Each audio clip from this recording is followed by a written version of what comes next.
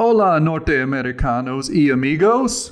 Welcome to the Daily Spit-Take. I am your host, Greg Patten, and I don't want to waste your time. So let's talk about the end of regional sports TV and possibly cable TV.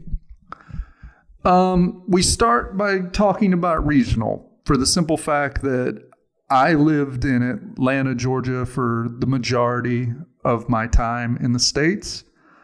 And living in Costa Rica now, this does not affect me, but I know people it does affect.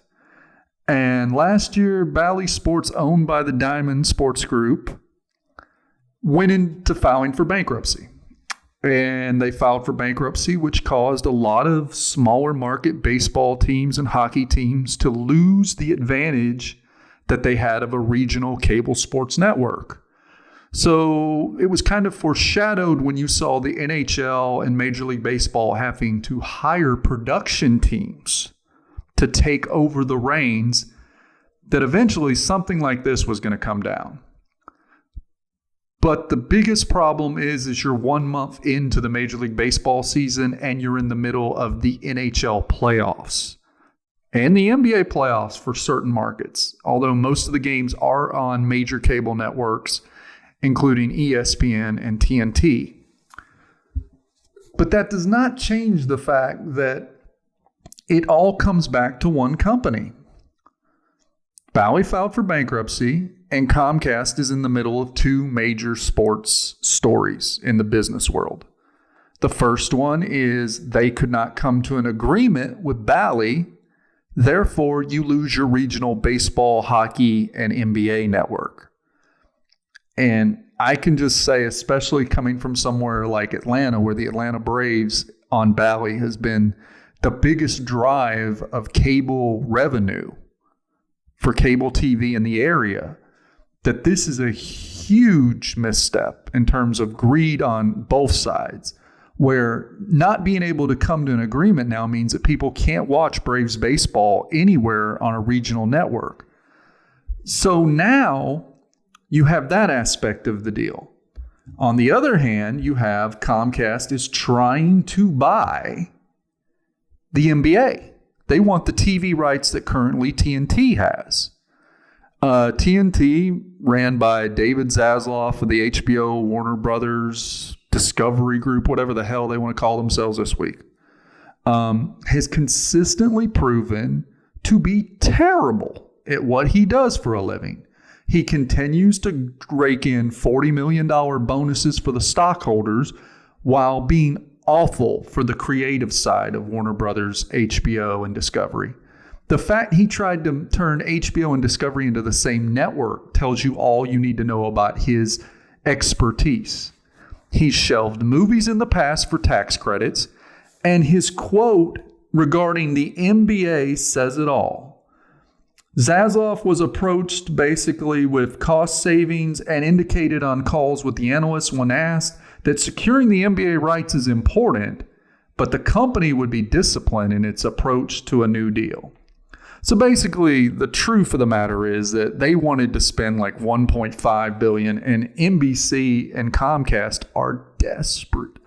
They want the NBA so badly, they're willing to overpay it like $2.5 billion.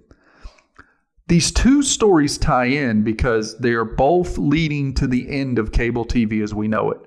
The first shot that was truly fired has nothing to do with Amazon and the NFL or Peacock and its playoff games, but Netflix has purchased the rights to the WWE and will start running Raw, the most successful non-football cable program, on Netflix instead of USA, where it's been, I guess I have to check my math, but somewhere between 20 and 30 years. And they've been with Peacock for at least 5 to 6. So that is a huge deal that Netflix is getting into the live sports business. Amazon, we know, already has secured NBA for like just a little bit and the NHL, but nowhere near what NBC's trying to do here by just getting completely involved with ESPN and ABC. Now, the biggest part of this that Zaslav shows you that he may not know what he's doing is last year, Max was entering into a deal with other networks to provide a sports package networks. They were going to have like three different... They were going to have a sports streaming service that basically consisted of Disney, Fox, and the TBS, TNT, HBO Max brand. Well, if they lose the NBA, that takes a huge chunk out of that value. And then you look at the regional sports, and it's like Bally has made it clear they don't know how to run a good business. Comcast is calling their bluff on the simple fact that they can't seem to get their business right. During COVID, Bally, aka Diamond Sports as they're listed as a trade, were busy doing stock buybacks during the pandemic when they had to pay their bills. They were only interested in driving stock prices up, which told you everything that you know about their commitment to their regional networks. Well, Major League Baseball, the NHL, and certain NBA teams who knew that they were going to get axed, i.e. the Pittsburgh Pirates. Those markets, the bigger the market, they kept. But the smaller markets were punished, like Milwaukee, Pittsburgh. Detroit got punished today. Atlanta is the biggest market today to lose access through the Comcast deal. But Bally has consistently cut costs, cut production values, lowballed their talent on air, and ended up hiring athletes who have never, ever been behind a microphone to try and supplement the fact that they are running low on expertise when it comes to covering local sports. The fact that the Braves are gone from Xfinity, the fact the Tigers are gone from Xfinity today, is a huge deal. But Comcast is probably not even worried about it because they think it's going to be just like any other company, whether it's DirecTV, Dish Network, who has a deal with Bally, that eventually a deal will get worked out because the pushback will be so bad from the public that they'll have no choice but to take the offer because otherwise they won't make any of the money, even though they're only interested in all of the money. So that brings us to the NBA deal. The biggest casualty for sports fans has nothing to do with the NBA. It's the best sports content that we all can agree on. Inside the NBA on TNT since 1989 has been the gold standard in sports broadcasting. Ernie Johnson is the best point man in the business and has worked with as many distinct personalities as you could fill on that stage. He's worked with everybody from Shaq, Barkley, Kenny Smith, Isaiah Thomas, Chris Webber, female players like from the classic like Cheryl Miller. You've had Candace Parker sit in. You've had all of these people who know basketball, who do it in an entertaining fashion to where their YouTube views are higher than the NBA's own channel of highlights. And it's just them doing the highlights. But because it's Charles, Kenny, Ernie, and Shaq, people want to tune in. And if TNT somehow loses the rights because David Zaslav doesn't want to pay the price to keep the NBA, if they break up the inside the NBA team, it's going to set basketball analysis, entertainment back for years. Because I honestly don't believe anytime a network comes in and buys a product out from under you that they're going to hire the best talent. They've already spent the money, so they'll be like, well, maybe we can get Barkley. Well, Barkley's got a deal with Discovery Max because he's on CNN as well with a show of Gayle King. Well, maybe they'll get Shaq. Okay, Shaq probably doesn't want to relocate from Atlanta to New York to do a show in Universal with NBC and Comcast in New York or Los Angeles. He would rather just stay in Atlanta. Kenny Smith might be the only one you're able to pull away because you're going to put him on as probably the vanity piece of whatever you're going to get. And then you're going to go out and you're going to find the JJ Reddicks of the world who aren't getting enough time on ESPN. And they're going to be who NBC puts on the show. This is going to be a disaster for the NBA. Inside the NBA is the pulse of the NBA community. There is nothing like it. Everyone has tried to duplicate it with Fox on the NFL, with NBC Sunday Night Football. Sunday Night Football, outside of Chris Collinsworth, in my opinion, has been just a dreadful product for years. Whether it was Al Michaels, whether it's Mike Tirico, it's boring. They're just lucky they get the biggest game usually of the day in prime time. And the commentary, the studio show has nothing to do with the success of the NFL. We've consistently seen people really don't care who do the games. Hardcore sports fans do because they get mad about certain commentators or biases they detect. That stuff doesn't matter. It's such a micro level argument. Whereas inside the NBA is an institution. So we're talking about losing the thing that has made more people basketball fans.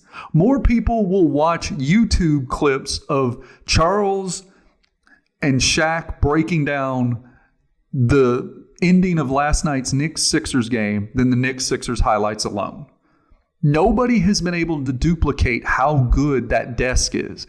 ESPN has one of the worst desks in the history of sports when it comes to the NBA. People are annoyed with half the characters that they put out there. And they're just out there for clicks. They're just out there for social media content. They're not interesting. They're boring. They're cliche driven. And most of the time, they're too damn old to understand what the NBA is for young people.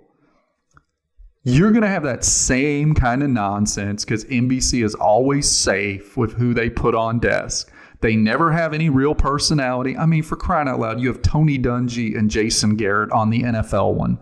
Are you talking about this is like the CBS announced this week the end of Phil Simms and Boomer Esiason. Phil, I'm a big fan of. Boomer, I could do without because Boomer's just always been a New York sports talk yahoo who just makes up rumors and things and tries to get clicks. They're replacing him with Matt Ryan. Matt Ryan is the best quarterback in Atlanta Falcons history, okay? In a week when the Falcons are discussing quarterbacks nationally more than ever. But Matt Ryan is not interesting. He's not going to give you anything that exciting as a studio host. It's a great gig if you can get it. That's what's going to happen with the NBA if it goes to NBC. It's going to be as boring as it's ever been. They're going to bring back the tired old theme they ran in the 90s. And it's going to be cute for like a month. And then everybody's going to remember the NBA regular season doesn't matter anyway. And it will only check in on the playoffs. And ESPN, Amazon, and NBC will fight over who gets which playoff games and which markets are they pulling for. It's going to usually be Los Angeles and New York and Boston and Miami. I can tell you that.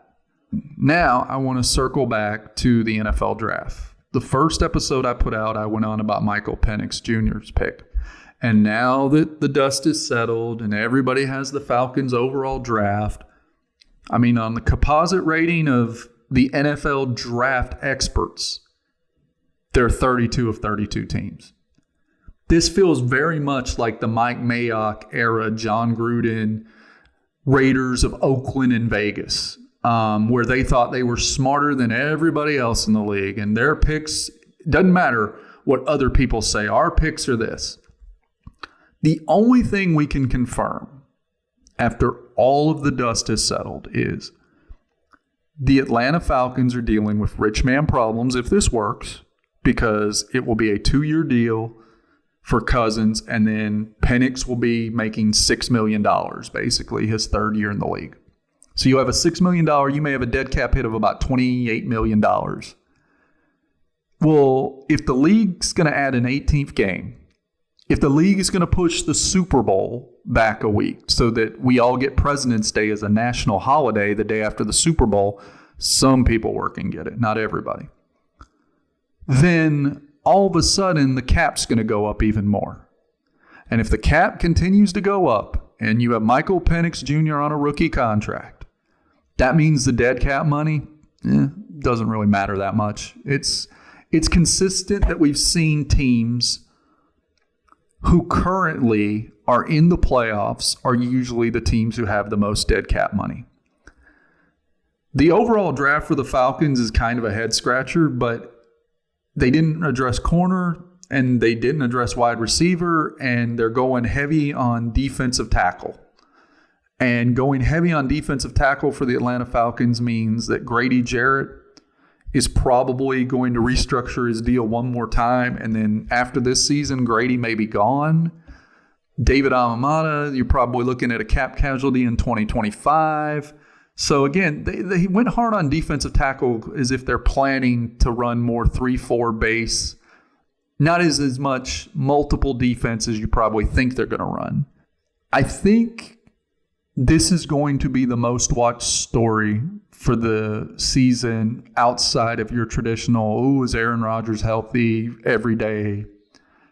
What are the Dallas Cowboys doing with that? This did what the Falcons have been trying to do for almost 2 years. Somebody's talking about them. Everybody's talking about them. Is this the weirdest pick in the NBA, in the NFL draft ever? Yeah, maybe. Is this the craziest thing a team's done to actually apply you can never have too many quarterbacks theory? I've seen people defend it now who criticized it earlier. I've seen people make the argument that this is exactly what every NFL team talks about, which is, hey, we really like this guy. He's the top of our board, but we can't do it because he's a quarterback. Well, the Atlanta Falcons did it. And so now the consequences of, if he's throwing in camp and Kurt's not ready to go and the young players are working with a young quarterback, it's going to make the locker room weird. That's why you hired Raheem Morris. If Raheem Morris can't keep the locker room together, as much as a player's coach as he is, he's going to have a really tough time being a head coach. I think the consensus of continuing to say the Falcons are the best team in the NFC South also can be misguided. If I had to pick right now, I really like what Tampa did. I'm not a huge Baker Mayfield guy. I've never really thought Baker was special. I thought he's just a guy. But nonetheless, their roster from top to bottom is got good depth, and they brought back the key pieces. And you can always say they lost really a corner in free agency, and that was about it. So I think people are giving the Falcons way too much credit and expecting them to beat everybody 48-42. But honestly, Tampa is probably still the class of the division. I don't understand what New Orleans did again. I've been confused by them. Carolina's just Carolina for now. Give them another year. All they really need is to see some sort of improvement from Bryce Young with a better supporting cast than he had last year. And I was foolish last year. I honestly liked Carolina's defense so much, I thought they were going to possibly win the division. But I was wrong. I think the ideal that teams were really high on Michael Penix might have been a smokescreen by the Falcons as well. I think there are people in the NFL, from doing the research and reaching out, I think there are people who think that there were 5-6 teams who had Penix higher on their boards than McCarthy and Bo Nix. I think it's very possible. But I'm also fascinated by the reports that the Patriots were so locked in on Drake May that they turned down multiple first-round picks to move back. And on a roster that is that barren, I think it's them, I think it's Carolina, and I think it's the New York Giants. I think those three rosters are empty as can be. And they didn't take it. They must really have high hopes that Drake May's going to be special. And he has the tools. It's very much a Penix issue. It's just is it going to happen? And with the Falcons, I just worry, like I said initially, about the fan base. I think they're going to be clamoring for him way too soon. And if Kirk Cousins isn't healthy, I think we got to prepare ourselves for that. But hey, that's just my thoughts. This has been the second episode of the Daily Spit Take. I've been your host, Greg Patten, and we'll talk again soon.